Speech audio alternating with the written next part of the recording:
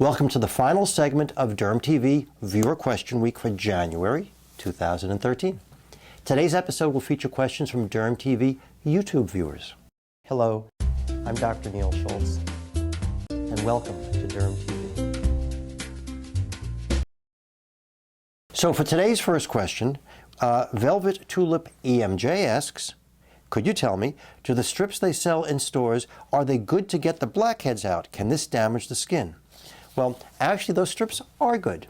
They do help get the blackheads out, and usually without damaging the skin. They have a chemical that seems to adhere to the actual clog material, and so when you pull the strip off, it pulls out the clog material. Obviously, it also pulls off some of the dead cells on the surface, so you do get some exfoliation on the surface as well. And they usually, if not overused and used as directed, don't damage the skin, and they are effective. Of course, they don't stop those blackheads from coming back, which requires a different type of treatment, but for short-term help with your blackheads, I think they're just fine.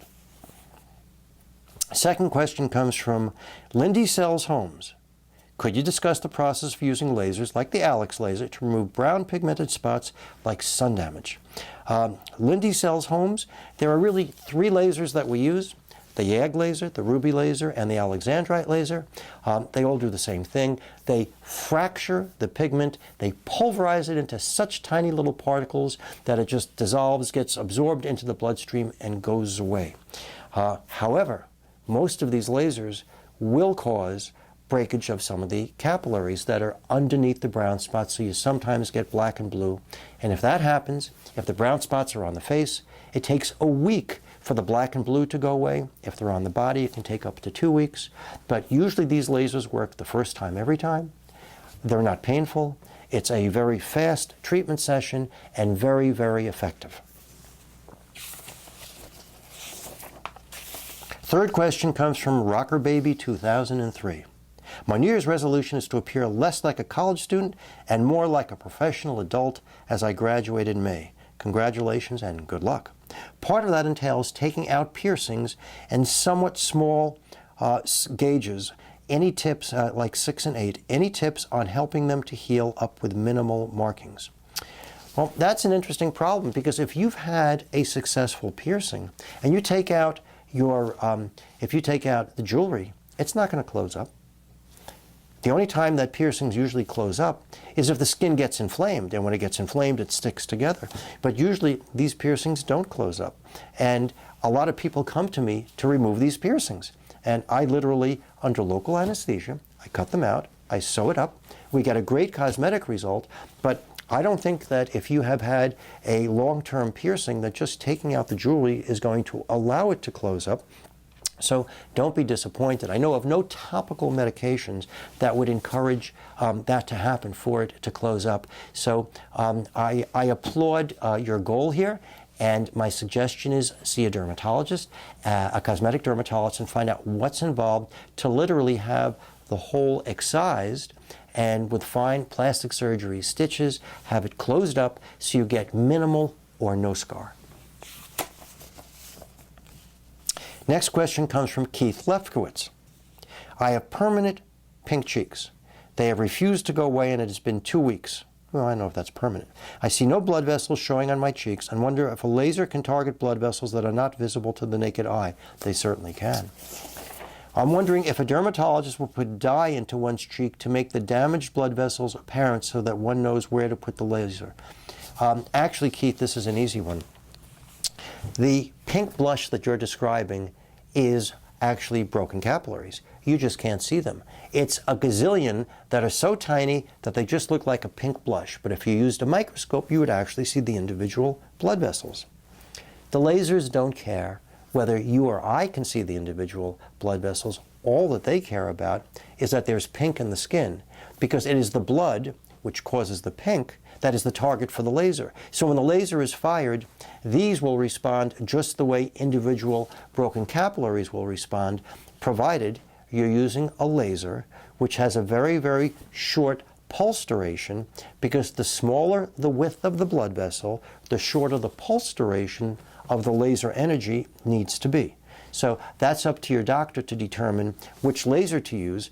Pulsed dye laser is particularly helpful for this kind of problem.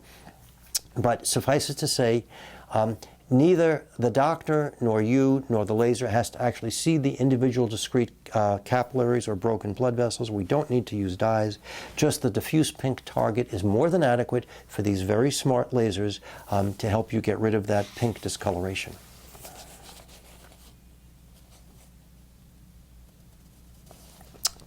Yvonne Sharing Space says, "Hi, Dr. Schultz. I'd like to ask if it's safe to exercise with some light makeup, that is concealer, sunblock, and maybe some eyebrow pencil and mascara." Well, you've heard me say that the most important time to wash your face in the course of a day is before you exercise, so that anything that's on your face doesn't get ground into your face as you're wiping off sweat and perspiration. In terms of eyebrow pencil and mascara, those usually are not issues. Eye makeup is usually not the issue here. Usually it's foundation and face makeup. So we're back to concealer and sunblock, and I would recommend removing your concealer and of course using, before you exercise, and applying a very lightweight sunscreen. Lightweight sunscreens will not clog your skin, and if anything, when you're wiping the sweat off, you're going to be more apt to wipe the sunscreen off than to drive it in, because again, you should be using a skin type appropriate sunscreen that will not clog pores. So the bottom line here is, eye makeup is okay when you exercise. You really should wash your face before you do. If you're exercising outdoors, apply a lightweight sunscreen, and of course, if you're outdoors long enough, you're going to need to reapply it. Next question comes from Miss Kathleen D. At what age should my kids start getting annual screenings? Kathleen was referring to the episode on melanoma removal, so she's talking about screenings, of course, for abnormal moles and precancerous moles. Kathleen, as soon as your kids start to develop moles, you should have them looked at. So probably not before the age of 5 or 6, but certainly between the ages of 5 and 10, if your kids have moles, it's time at least to get a baseline examination from a dermatologist to make sure that these are normal moles, and then depending on what the dermatologist says, he may ask you to bring your child back in a year, in 2 years, 3 years, but as soon as you start to see moles after the age of 5, it's time for that first all-important examination. And today's last question comes from Steel Teal, and it's from the episode on topical antibiotics. And Steel Teal asks, is topical antibiotic good for acne in combating acne bacteria clogged in pores? And the answer is definitely yes. That's how they work.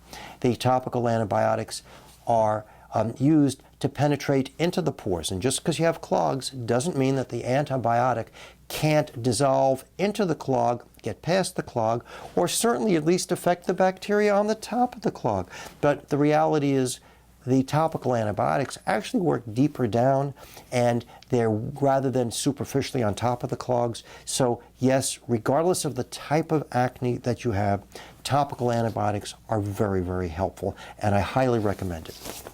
So that's it for this month's Viewer Questions Week. And don't forget, the subjects from so many DermTV episodes come from your questions, which are great, so please keep sending them in. I'll keep answering as many of them as I can. Please join me again at dermtv.com.